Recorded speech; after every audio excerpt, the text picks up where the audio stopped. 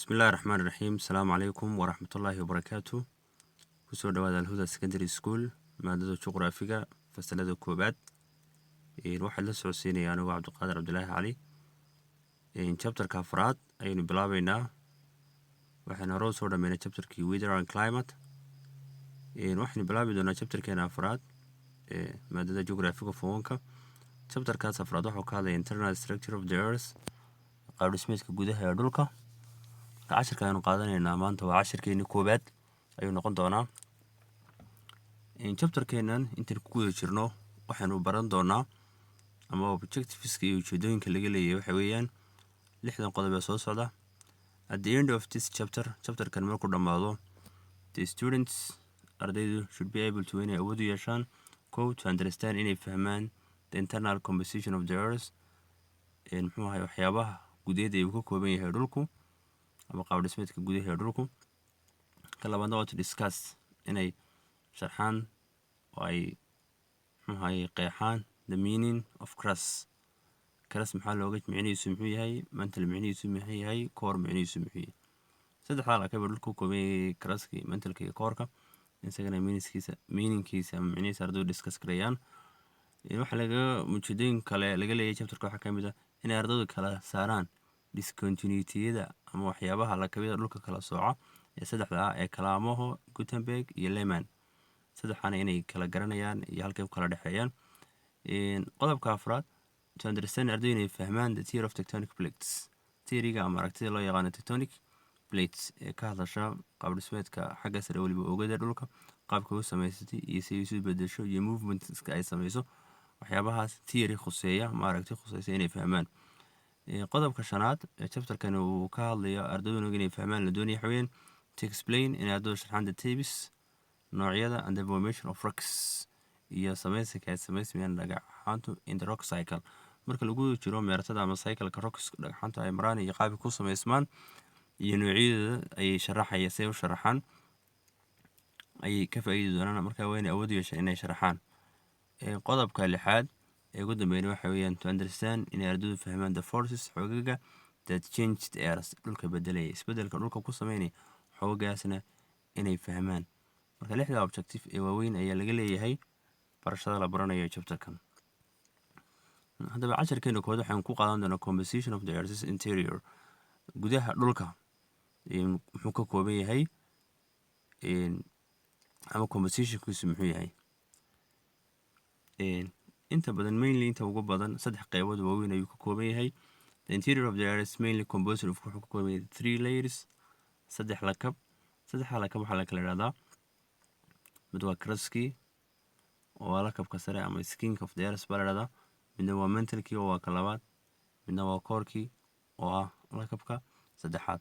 sawirkan ayaa si fiican kuugu muujinaya lakabka sare ee ugu sareeya qarada yar leh waa crust-kii, ka ku xiga waa mantle-kii, core-ka markaa waa waxa la innermost layer oo lakabka ugu hooseeya dhulka. markaa core-ka ugu hooseeya ayaa hadhow laba u qaybsami doona outer iyo inner, laakiin guud ahaan core baa la isku dhacdaa. sababta loo kala qaybin xagga dambe ka sheegi doona. haddaba saddexdoodii ayaynu sii dhex gelaynaa. saddexda sii dhex galan koowaad waxa uu ahaa crust buu ahaa crust. kii labaadna waxa uu mantle, kii saddexaadna waxa uu core. crust hadda muxuu yahay? crust waxa la yiraahdaa isagu waa the outermost layer of the earth, waa lakabka ugu sareeya dhulka. waa kan aynu ku dul taaganahay, waa kan aan dul soconno, kaas loo yaqaan crust. markaas sidoo kale waxa la waa skin of the earth, waa maqaarka sare ama dulka sare ee dhulka. crust-ka laba qaybood. labada qaybood waxa la kala mid seal baa la yiraahdaa, midna seam la yiraahdaa, ama mid waxa la yiraahdaa continental crust, midna waxa la yiraahdaa oceanic crust. waxa labada loogu kala qaybinayaa waa qaybtan ciidda ah ee nagu dul socono ee dhagaxa ah ee adag. qaybna waa qaybta biyaha ka hooseysa, waa imika markaad biyaha kala ama meel biyo ku jiraan kusoo baxdo meesha biyaha dhul baa ka hooseeya, dhulka ka hooseeya marka la odhanayo continental, waxa la odhanayaa oceanic crust ama seam la yiraahdaa. marka seal-ka oo ah qaybta koowaad magaciisa labada waxa la yiraahdaa continental crust. marka continental crust iyo seal ayaa isku mid ah, waxaana isku mid u noqday waa qaybta dhagaxa ama nidhi, waa qaybtan dul socono, waa qaybtan oogada. wuxuu ka samaysan yahay seal-kaasi it's made of waxay ka samaysan light colored rocks dhagaxaan midaba leh colours leh oo fudud light colored rocks dhagaxaan midabkoodu uu fudud yahay markaa midab khafiif ah ayaa loo jeedaa kan seal waxaa loogu bixiyey it's called seal baan nidhi because maxaa yeelay it's made of waxay ka samaysan tahay laba macdanood ama laba mineraal buu ka samaysay labadaa mineraal ay ku samaysay mid waa silica oo ah compoundska silicon ay samayso iyo aluminium marka silicana s ida laga soo qaatay oo s ida hore aluminiumna a esha deedna saasay seal uu ku noqday marka sealku waa lakabka sare ee qaybta karaska marka karaskiiban laba lakabo inner iyo outer u kala sameynayna outerkaas seal noqonaya innerkuna kabadda ka hooseeya biyaha ka hooseeya ayuu noqonaya qaybta labaad ee karaska sima la dhahdaa magaciisa kale waxaa loo yaqaan oceanic crust yacni loo jeedo karaska ka hooseeya biyaha markaad meel biyo ku jiraan ama bad ha ahaato ama ceel ha ahaatee aad ku soo baxdo dee biyaha markaad dhex gasho socoto kolleyba dhulun baad soo taabanaysa dhulka markaa biyaha ka hooseeya la yaqaan oceanic crust saasaana loogu magac daray oceanic means oceans ama badaha ama meelaha biyuhu ku jiraan ayuu ka hooseeya inta badan wuxuu ka sameysay basaltic rocks which are brittle dhagaxanta inta badan kuwa ka sarreeya dhulka dushiisa waxa uga caansan dhagax loo yaqaano srbaska ama laga helo siyaalka dhagax loo yaqaano granite marka waa dhagax adag weeyaan kan kalena basalticuna rocksna waa dhagaxaan jilicsan oo inta badan meelaha biyaha hoostooda ayaa laga helaa marka kan oceanic ayaa ka samaysan basaltic rocks which are brittle kuwaasoo qaar burburaya noqon kara waa it's called sima la dhahdaa kan lakabkan labaad ee karasku uu ka samaysay simana waxaa loogu bixiyey macdanaha uu ka samaysan yahay ayaa saddex ah waa silica magnesium iyo iron marka labadan calaamadiyey ayaa magac laga soo qaatay silicana s ida laga soo qaatay magnesium m a baa laga soo qaatay marka hadha hadii lagu dhahdo sima xaggee ka timi sima waxay ka timi silicon iyo aluminium oo silicon waxaa laga soo qaaday s ida wataa magnesiumna waxaa laga soo qaatay m eda sima teeda sima saasi ku samaysan marka iron oo nagaa greenka ka dhigay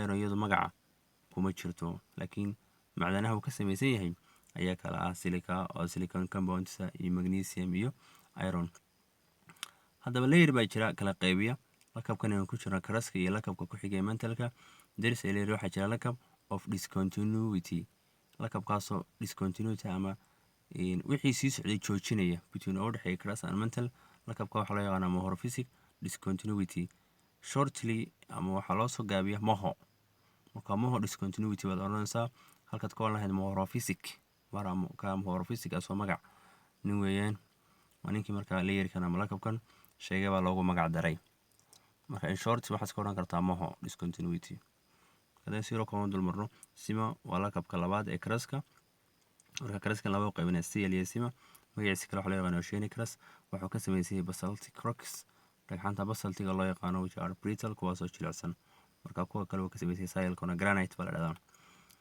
magaciisa siya la dhahdaa siya waxaa loogu bixiyay baan yidhi wuxuu ka samaysay silicon magnesium iyo iron marka silicadaas oo ah silicon compounds ayaa iyo magnesium ayaa magacyada hore laga soo qaatay xarfaha hore laga soo qaatay siliconka s ida laga soo qaatay magnesiumna m eda laga soo qaatay layerka kala qaybiya lakabka nimkan ku jira karaska iyo mantalka ku xigana waxaa loo yaqaano mohorphic discontinuity ama shortly waxaa loo yaqaano moho haddaynu tagno mantalka isaguna waa lakabka labaad ee qaybta hoose dhulku ay ka samaysan tahay waa lakabka ka hooseeya karaska ku xiga waa lakabka layerka iminkaan soo sheegnay discontinuityga ama moho ama mohorphic discontinuity waa lakabka ku xiga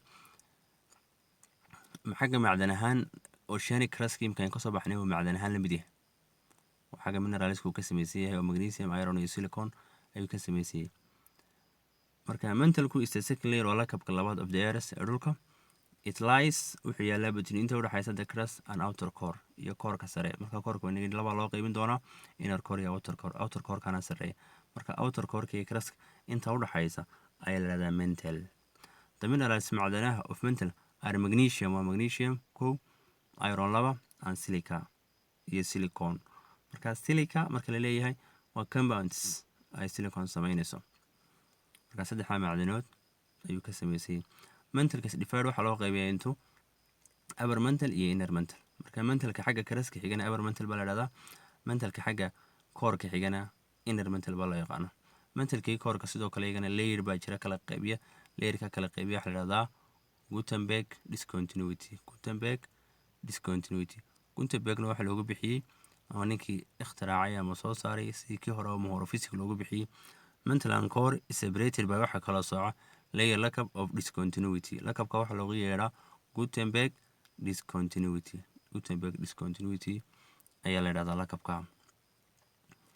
marka kana waa mentalka waxay nidhi waa lakabka labaad ee dhulka. waxa u dhacaa inta u dhaxaysa karaska iyo outer core-ka. marka core-kii waynu kala qaybinay, inner iyo outer baynu kala qaybinay. mineralskiisu waa magnesium, iron iyo silica. waxa loo kala qaybiya laba, upper mental iyo inner mental. core-ka iyo mentalka waxaa kala qaybiya lakabka loo yaqaano Gutenberg discontinuity. marka ereyga discontinuity waa meel ay wax ku joogsadaan. continuity oo wax sii socday, discontinuity oo wax kale socodkii oo istaagay, ka wixii uu kala go' sameeyey. lakabka saddexaad waa core-ka internal structure of the earth. markaan ka hadlayno, marka core-ku wuxuu noqonayaa lakabka ugu hooseeya ee dhulku ka sameysay. marka wuxuu noqonayaa core-ka ama nucleus-kii dhulka, bu'dii dhulka ayuu noqonayaa. is the innermost layer, waa lakabka ugu hooseeya of the earth ee dhulka. the core main minerals, macdanaha ugu waaweyn ee core-ku ka sameysay waa iron iyo nickel. marka total kuwii hore uu ka duwayay macdanahoodii. oo de karasku wuxuu ka sameysanaa silicon iyo aluminium. qaybta sileku, qaybta simuhuna waxay ka sameysanaa silicon, aluminium iyo iron. mentalku wuxuu ka sameynaa silicon, aluminium iyo iron. laakiin kan iron iyo nickel buu ka sameysay. iron taas bay wadaagaan mentalka iyo simada. waxaa soo kordhay markaa nickel baa soo kordhay. the core main minerals are nickel and iron. core-ka isagan laba qayb oo loo qaybinaya, qayb la yidhaha outer core iyo inner core. marka imika mentalka oo kale upper iyo innerna waa la yidhaha marmarna asthenosphere baa la isku leedahay, hal lakab baa laga wada dhigaa. laakiin mar walba core-ka isaga waa la kala qaybiya. sababtuna waxaa la yidhahdaa lakabka sare ee core-ka qaybta sarena waa liquid baa la yidhahdaa, qaybta sarena waa solid.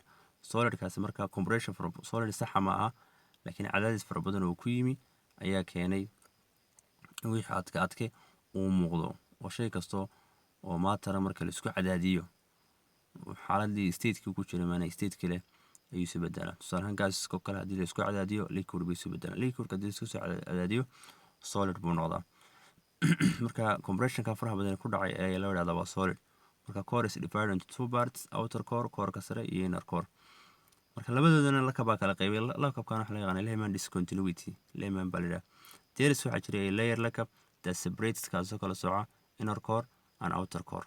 inner core-kii outer core which is called kaasoo loogu yeedho Lehman discontinuity. Lehman baa loogu yeedhaa lakabkaas kala qaybiya outer core-ka iyo inner core-ka.